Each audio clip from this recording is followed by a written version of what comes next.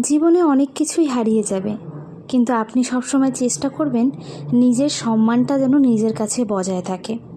আপনি যেন আয়নার সামনে দাঁড়িয়ে নিজেকে নিজে কখনো আঙ্গুল তুলে অপরাধী না বলতে পারেন। তাই নিজের ব্যক্তিত্বটা নিজেকেই বজায় রাখতে হবে। এমন কোনো কাজ করবেন না যেটা নিয়ে আপনি গিল্টি ফিল করেন। আমাকে জানেন তো, কেউ যতই জোর করুক, আমার মন থেকে যদি মনে হয় যে এই কাজটা ভুল হচ্ছে, আমি সেখানে যোগদান করব না বা আমি সেই কাজটা করব না, আমি কখনোই সেটা করি না।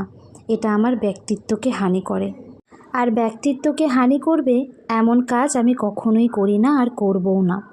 তার জন্য যদি মানুষ আমাকে কিছু খারাপও বলে বা দু চারটে কথাও শোনায় বা স্বার্থপরও মনে করে, আমার তাতে কিচ্ছু যায় আসে না। আমার মনে হয় নিজের কাছে সৎ থাকাটা সব থেকে পবিত্র, যাতে আয়নার সামনে দাঁড়িয়ে নিজের মুখের দিকে তাকিয়ে বলতে পারি, জীবনে যতই বড় ঝড় আসুক না কেন, আমি সৎ পথে চলেছি।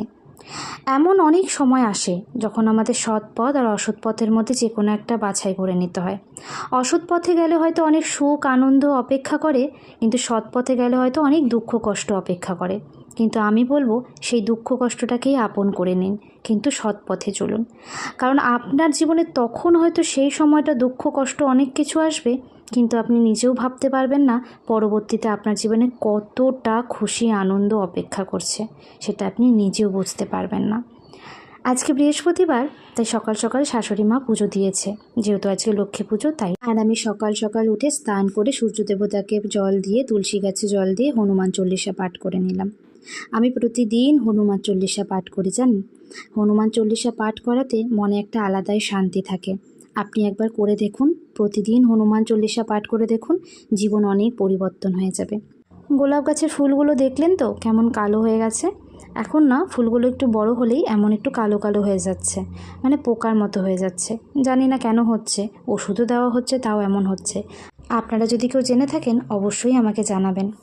খোলা চুলে নাকি সিঁদুর পরতে হয় না, তাই আমি সিঁদুর পরার আগে চুলটাকে বেঁধে নিলাম আর ঠাকুরের নাম নিয়ে আর কি সিঁদুরটা পরে নিলাম। এখন আমি একটু লেখালেখি নিয়ে বসবো। মানে ছোটোর থেকেই না আমি ভীষণ ডায়েরি লিখতে ভালোবাসি, জানেন। তাই আমি যখনই সময় পাই তখনই ডায়েরি নিয়ে বসি। এখন অতটা সময় হয়ে ওঠে না, কিন্তু যতটুকু সময় পাই আমি একটু লেখালেখি করি, আমার খুব ভালো লাগে। আজকের মতো ভিডিওটা এখানেই শেষ করছি। সবাই সুস্থ থাকবেন, ভালো থাকবেন, টাটা।